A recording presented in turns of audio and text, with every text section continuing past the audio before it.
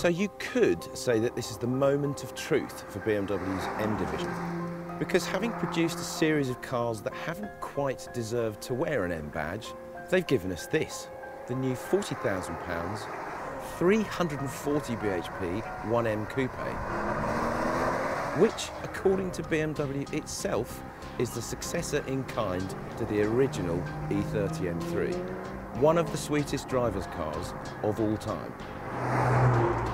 Question is, do we believe them? Well, that's precisely what we've come to the gorgeous, if a tad damp, Scottish Highlands to find out.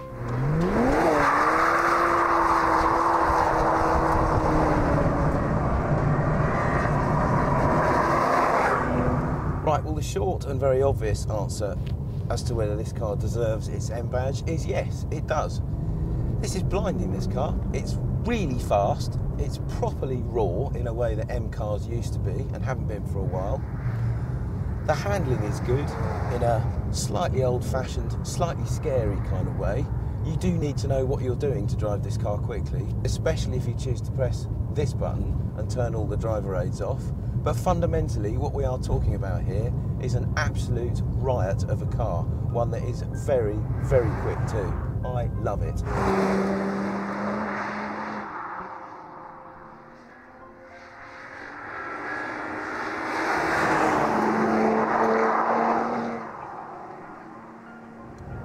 But before this car earns its full wins, it needs to take care of this car.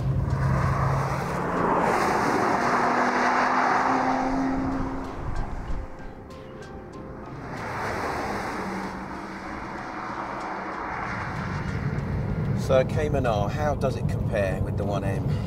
Well, I don't know if this comes across on film, but there's quite a bit more noise.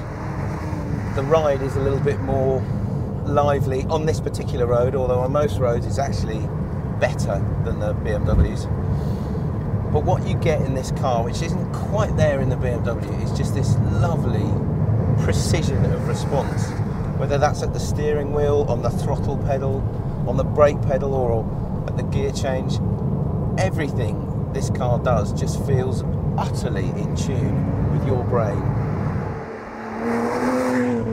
There's one thing more than anything else that really separates the Cayman R, not only from the BMW but other Caymans as well, and that's its weight. It's 75 kilograms less than a normal Cayman S and several hundred kilograms less than the 1500 kilogram BMW, and that makes all the difference. Add that into a mid-engine chassis and maybe the BMW didn't have a chance. So decision time. Cayman R or 1M? Let's go through some facts. The BMW is definitely the quicker of the two in a straight line, no question. It is also £12,000 less than the Porsche. You have to factor that in. The BMW is an awful lot of car for the money. Is it as good as the Cayman R overall? No, not quite. There's a delicacy to what the Porsche does that is just not quite there in this car.